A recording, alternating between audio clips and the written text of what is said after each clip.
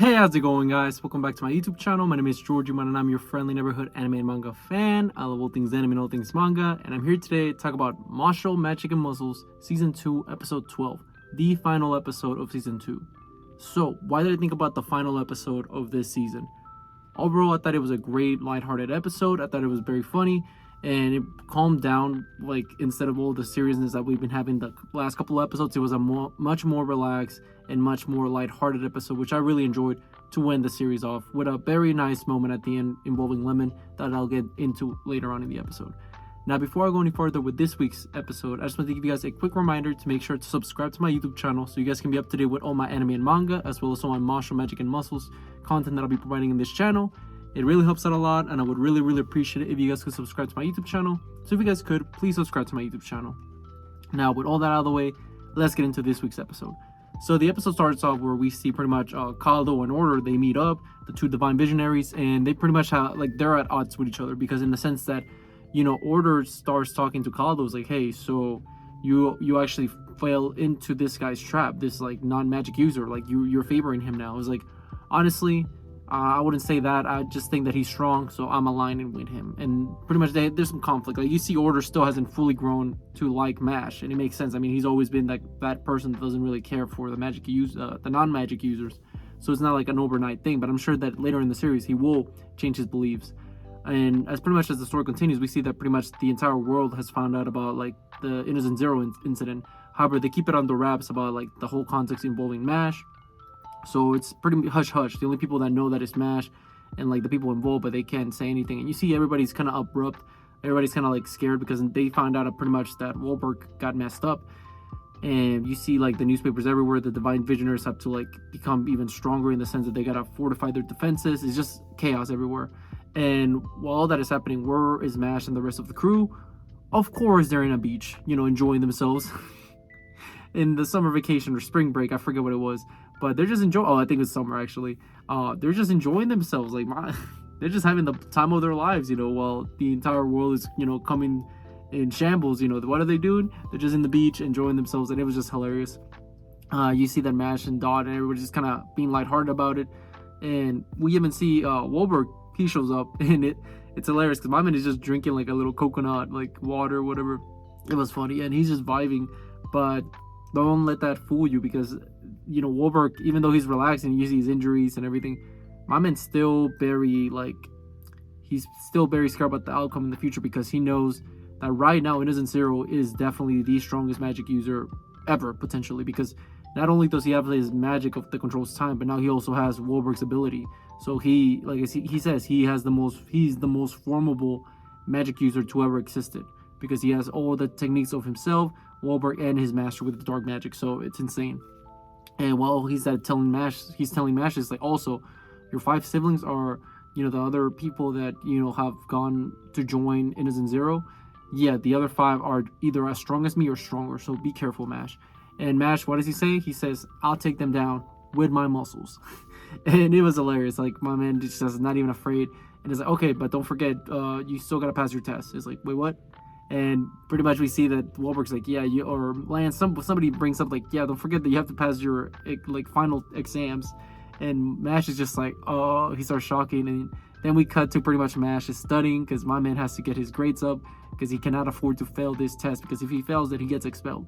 So throughout it all, you see like how he's struggling, and, like, you see Dot, Lemon, and Lance, like, are teaching him, but, like, they still kind of give him an evil glare, because they're like, okay, we gotta pay attention. Like, you have to pay attention. No messing around. And what does Mash do? He leaves. He breaks the window. He starts panicking. He gets out of there. And as that is happening, we see pretty much that freaking what's his name?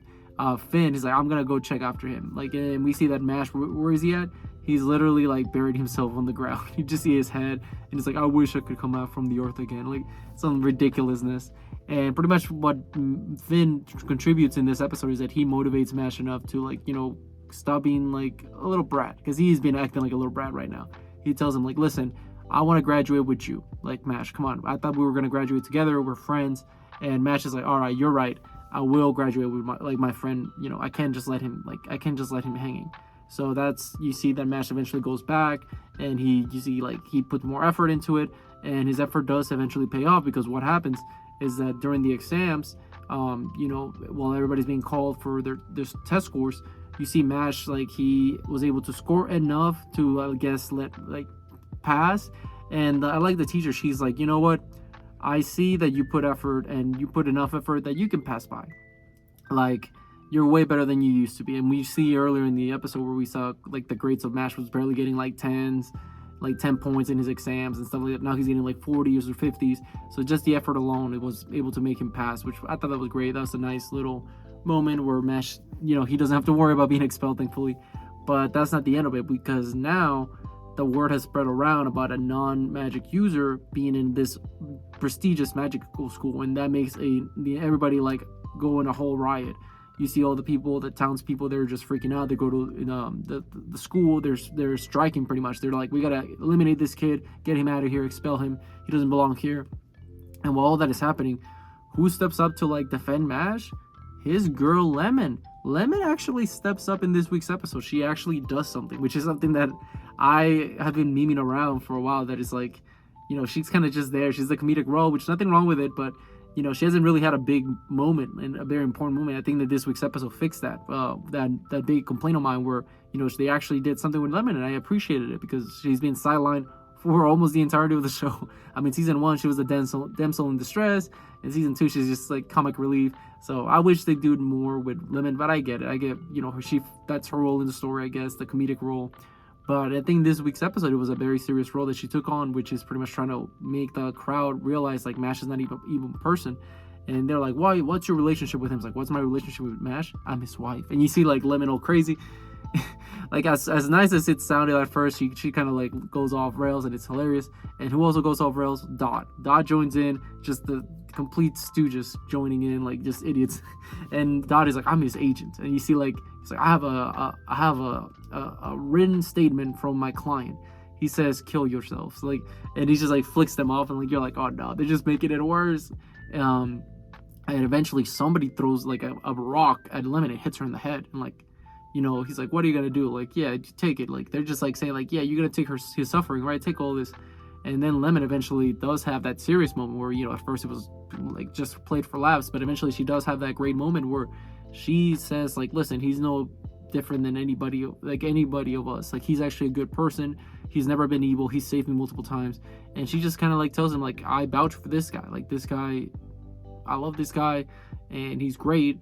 And she gives this whole spiel, and it was great. I think it was, like, a very good moment for Lemon's character. And eventually someone tries to throw a rock at Mash, and he catches it, protects his girl. And even Mash, throughout the speech, he was, like, a little, like, shaken up. It's like, whoa, like thanks, Lemon, like, I appreciate that.